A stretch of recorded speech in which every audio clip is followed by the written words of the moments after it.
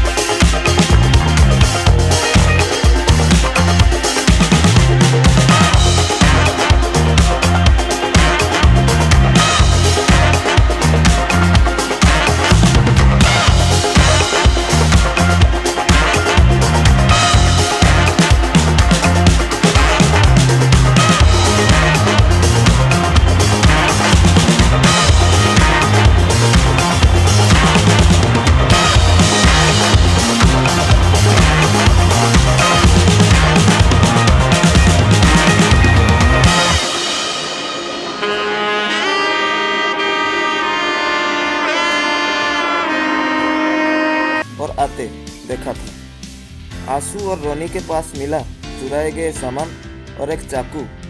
यह भी एक इम्पोर्टेंट एविडेंस बना। आंसू के हाथ पे चाकू का चोट, कुत्ते के काटने का चोट और इन दोनों का कबूलनामा भी एक एक एविडेंस बन गया।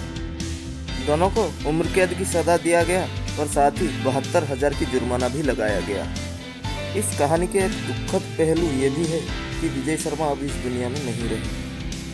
14 नवंबर 2020 को वो कोरोना लहर की शिकार बन गए। अपने जीते जी वो अपनी पत्नी का कत्लों का सजा मिलते हुए नहीं देख पाए। आशा करता हूँ आपको ये वीडियो अच्छी लगी होगी, तो लाइक कमेंट करने के साथ साथ वीडियो को शेयर भी कर दीजिए।